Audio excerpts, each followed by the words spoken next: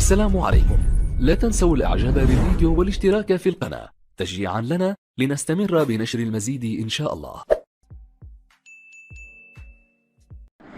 السلام عليكم ورحمة الله وبركاته. اللهم صل وسلم وبارك على سيدنا محمد وعلى آله وأصحابه أجمعين. ازيكم يا حبايبي، عاملين ايه؟ النهارده احنا هنتكلم عن رؤية التونة في المنام او علبة التونة في المنام. بس قبل ما اتكلم عنها يا ريت ما تنسوناش باللايك والشير، فعلوا الجرس، واللي ما اشتركش في القناة يا ريت يتشرف ويشترك ليا في القناة. ماشي يا جماعة، اللي عنده اي استفسار او اي رؤية يخش على صفحتي على الفيسبوك او على اليوتيوب يكتب له، وان شاء الله انا هكون معاكم وهرد عليكم باذن الله. رؤية التونة يا جماعة، التونة دي من انواع السمك. طبعا في سمك اسمه تونة، تمام، والتونة دي بتتعمل في علب معلبات، فدي من الرزق، ورزق طيب ورزق حلال. لو ست متزوجة وشافت ان هي شارية علبة تونة او معاها علبة تونة، ده رزق متشلك او رزق لسه هيجيلك. ليه؟ لانه مقفول، محطوط في يعني علبة مقفولة ولسه التونة جواها، فلسه ايه، ميعاده لسه مجاش. تمام. طيب لو شفت ان انت معاكي سمك تونة، السمك بتاع التونة ده وانت شارياه كده وشايفاه ابيض وملعلط في ايديكي، ده بيبقى رزق، ورزق كتير جدا، رزق وفير جاي لكم، سواء للرجل او للست او للبنت العزباء. تمام. طيب لو شفت بقى ان انت بتفضي علبة تونة او جبت علبة تونة وفتحتيها، ده رزق، وربنا هيفتح عليكي فتحة خير لانك انت فتحتيها وفيها السمك. ده رزق، ورزق جايلك كتير جدا، ورزق وفير.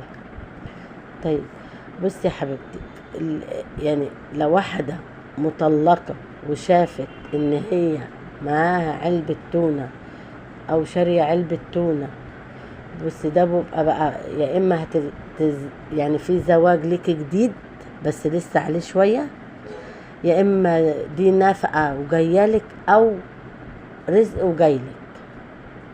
تمام.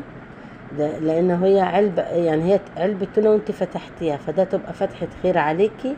ده ست مطلقة او عريس هيجيلك، او رزق جايلك، او نفقة جايلك، او فلوس كنت مستنياها جايالك، فده رزق ورزق جايلك، او خير كتير جايلك، او فرحة بسعادة جايالك، او زواج جايلك بإذن الله، والله أعلى وأعلم. تمام. طيب لو رجل شاف ان هو معاه علب تونة كتير او تونة كتير، اعرف ان ده رزق، ورزق متشلك، ورزق جايلك كتير، رزق كتير جدا وفير.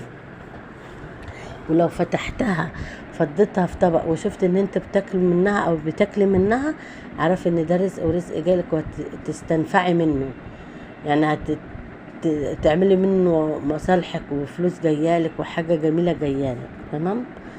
بالنسبة للبنت العزباء برضو زي ما انا قلت ان هو بيبقى وظيفة، رزق، عريس، حاجة جميلة جدا جايالك. علبة التونة دي يا جماعة من احب الرؤى. طيب لو طالب برضو في الدراسة وشاف، او في ثانوية عامة وشاف ان هو بياكل تونة او اشترى علبة تونة، بإذن الله بيبقى ده مجموعك ولسه متعلق، لسه انت مش شفته، وربنا يكرمك بالنجاح بإذن الله.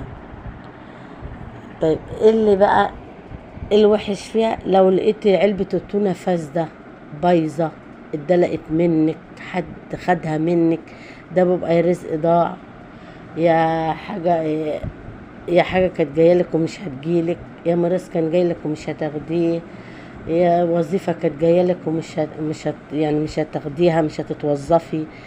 ده رؤى التونة لو باظت او طلعت فاسدة او طلعت بايظة، يعني ان هي لو وانت برضو اشتريتيها بايظة او شفتيها بايظة، لو هي سمك مش في العلبة، برضو ده بيبقى رزق، ورزق مش هتاخدي، رزق ضاع منك خلاص، مش نافع.